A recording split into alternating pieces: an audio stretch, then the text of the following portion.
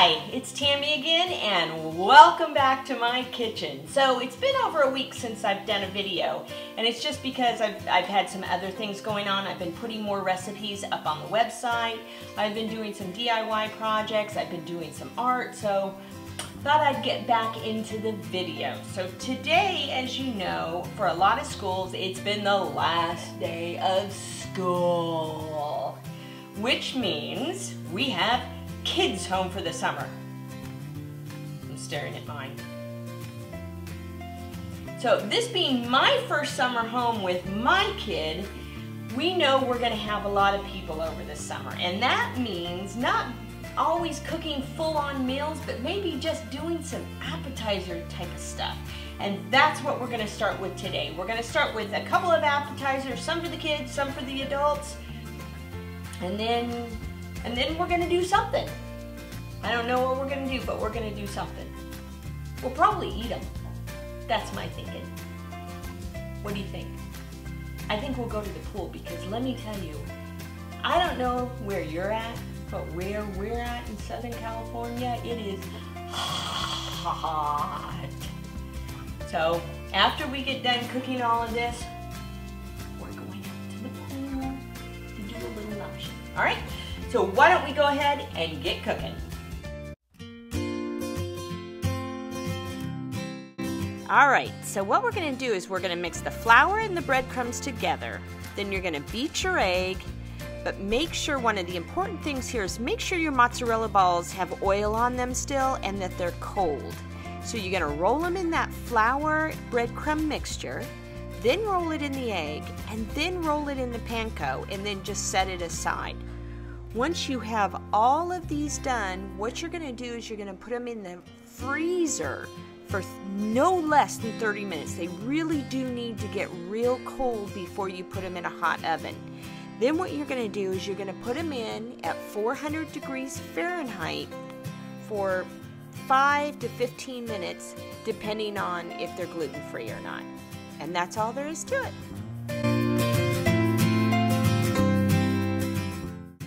Alright, so what you're going to want to do is brown your sausage first. I used a spicy sausage, but you can use whatever you like. And then you're going to mince your onions and go ahead and brown your onions, or just make them translucent.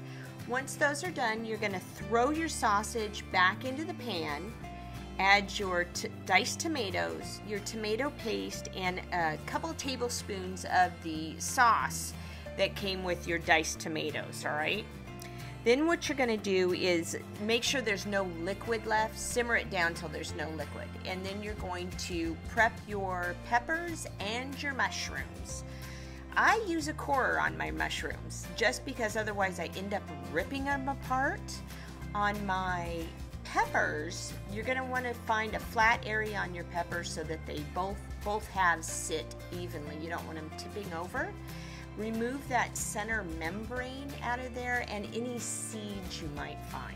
So it's really easy to prep the vegetables. It just can be a little time consuming. So if you have somebody that can help you, that would be great. Once you get them all prepped, go ahead and stuff them. Stuff your peppers. Once you're all done stuffing them, put the cheese on top. You can use any types of cheese you want. Here I just use cheddar and mozzarella, but you could use like sheep's milk cheese. You could use, I wouldn't use a feta cheese. I think that would just be too overwhelming for something like this. But you might be able to use some of the spicier cheese, like a pepper jack cheese or anything like that. So go ahead and stuff them up, and you're all done. And then what you're gonna do is, I broil these. I don't bake them, just because I like to have a real good crunch left to the peppers and the mushrooms. And if you bake them, you do lose that, but you can bake them.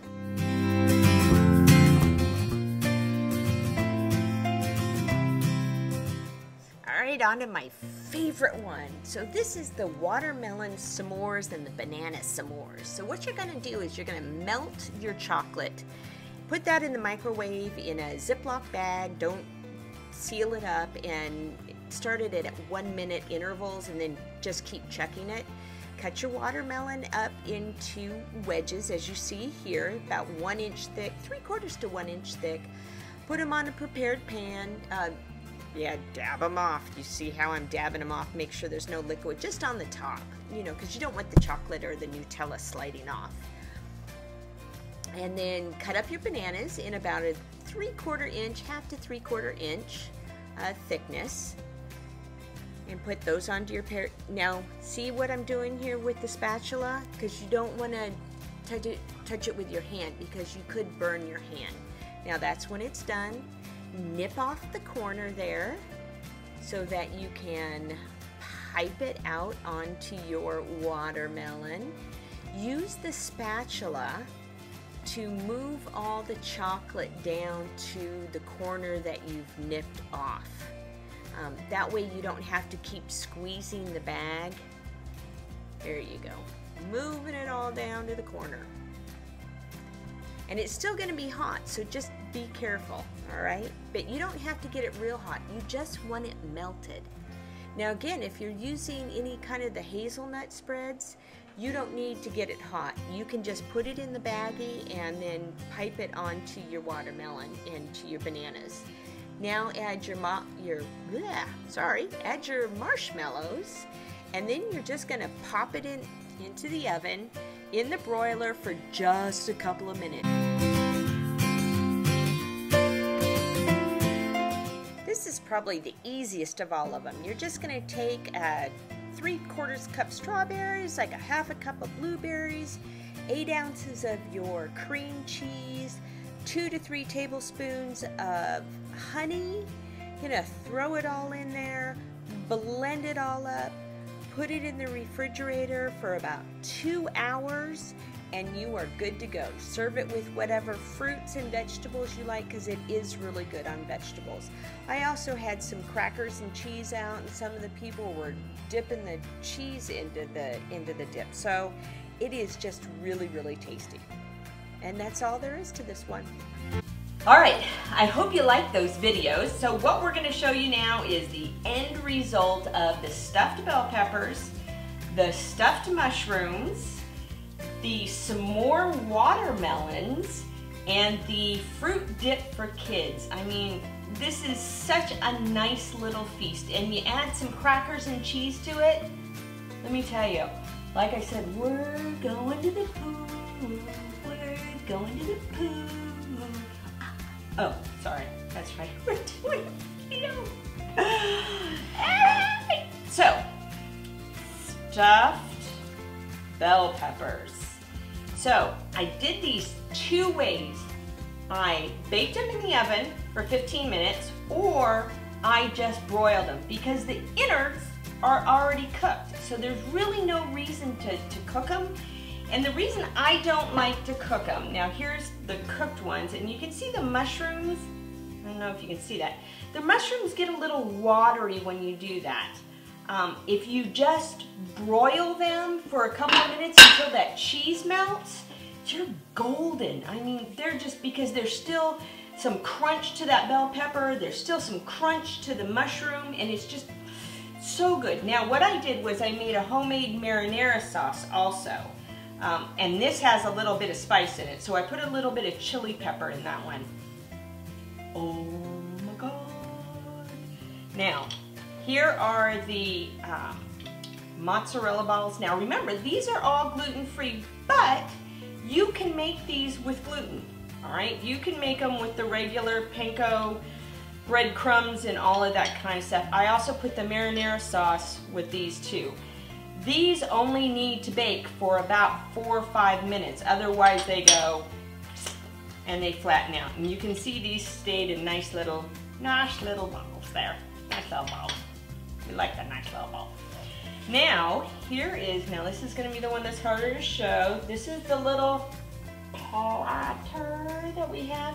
Now this has that fruit dip in the middle that I made with the strawberries, the cream cheese, and the blueberries. But I like it with carrots. So freaking good. Can't even tell you how freaking good that is. And it's good with any of the fruits on it too. Now, here's my favorite. This is the s'more watermelons with the s'more banana bites. Oh my God. Now, I made these with chocolate, but you can also make them with, I keep looking at the viewfinder, I'm sorry. You can make them also with Nutella. Yummy, yummy. But how awesome is that? Aren't those gorgeous? Just gorgeous. And you're only sticking them in the broiler long enough to toast the marshmallows. That's it. So the watermelon doesn't really get hot. But that's about it. So those are the appetizers that I have for today. I'm going to have some more soon, and that's going to involve some shrimp and some pesto and some avocado. And then I also have a lemon chiffon cheesecake with lemon custard coming up too, which is, oh my God. Look at my face. It's not good. I mean, it is. Wait a minute, let me think about that camera. Yeah, I'm good. It's that good. All right? So I hope you enjoyed this video. If you did, give it a thumbs up. Please subscribe to my channel. You'll also find my website down below in the description. You will find all the recipes on my website. You'll also find other recipes. You'll find my art and my photography and my DIY projects and my challenges. It's all there. It's all good. If there's any recipe you'd like to see me do, can you go ahead and put a comment down below? All right? Remember, enjoy life. So when you have. Bye-bye.